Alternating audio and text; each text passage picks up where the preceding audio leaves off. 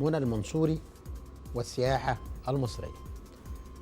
في الحقيقة يبدو أنه مفيش ارتباط ما بين الاسم وما بين السياحة، لكن في الحقيقة منى المنصوري لما نعرف حكايتها هنعرف أن العلاقة وثيقة، وأننا من الممكن أن نساهم في تنمية السياحة المصرية إذا ما كنا نحبها بالفعل، يعني نشتغل من القلب.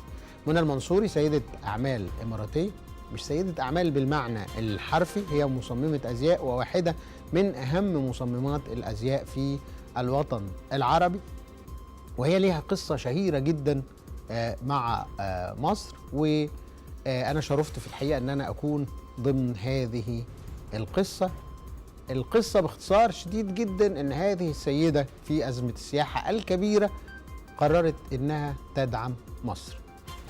دايما بنسمع على أنه الناس بتدعم مصر، أنه الناس عايزة تدعم مصر، أن الناس بتقدم لمصر، لكن أنا في الحقيقة دايما ببقى معني بالفعل. ماذا قدم الآخرون بالفعل؟ ماذا قدم الذين يتحدثون وينظرون من عمل؟ لأنه في الحقيقة مفيش حاجة بتتغير إلا إذا إحنا ابتدينا ونشتغل بجد على الأرض. يمكن في فترة ما هياش سيزون، من شهر ونص أو شهرين، هذه السيدة قررت أن تقيم أول أزياء فرعوني داخل معابد الأقصر. طيب هو احنا محتاجين شهرة للأقصر؟ لا طبعا، بس احنا في هذا التوقيت أنت تتحدث عن صنف مهم جدا من السياح. أنت تخاطب شريحة هي تعد فئة أولى، الناس اللي مهتمة بالأزياء وبتحضر ديفيليات الأزياء وبتبقى متتبعة لخطوط الموضة، في الحقيقة كلها فئة قادرة على الشراء، قادرة على أن تدفع في سياحة فاخرة، وهي دي الفكرة.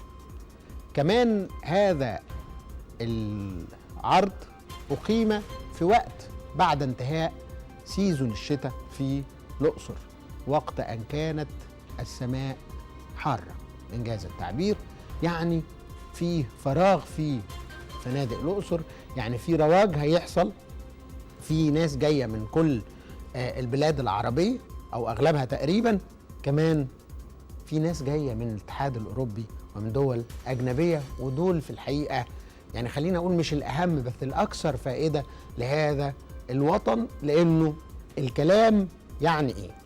باختصار شديد جدا لما نقرأ هذا المشهد.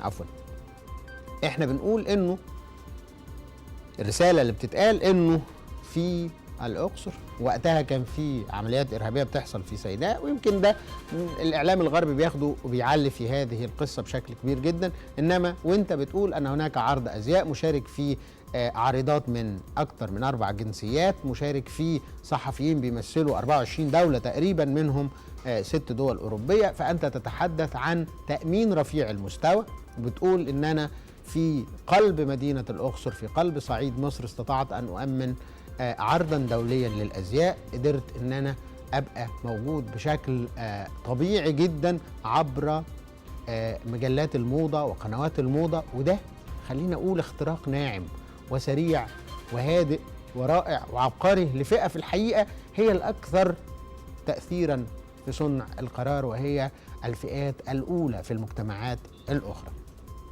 يمكن في الحقيقة بعد ده العرض نجح وبشكل كبير جدا، واختيرت الأقصر عاصمة للسياحة العربية. كان ممكن السيدة الفاضلة دي تقف وتقول خلاص أنا دعمت مصر وعملت اللي عليا، إنما في الحقيقة يعني فوجئنا إنها بتعمل الخطوة الثانية، وهي إنه هي هتعمل نفس العرض بشكل آخر ومغاير وبإضافة جديدة في أسوان. يعني القصة ما هياش قصة ان احنا نعمل عرض. وبالمناسبة بس عشان ما حدش يتخيل ان هذه العروض بتكسب، هذه السيدة تحملت تكاليف العرض بالكامل. يمكن هيئة تنشيط السياحة ساهمت، محافظ الأقصر محمد بدر ساهم في مسألة التنظيم وغيرها وتوفير بعض اللوجستيات، انما لما نتكلم على العرض واجمالي عرضه هذه السيدة تحملتها، ثم قررت ان تكرر نفس الامر في أسوان.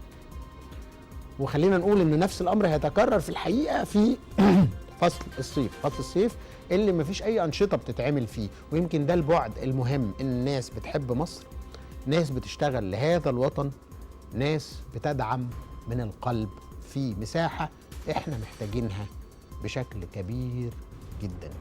شكرا لمنى المنصوري، شكرا لاي حد يدعم هذا الوطن واحنا معاه.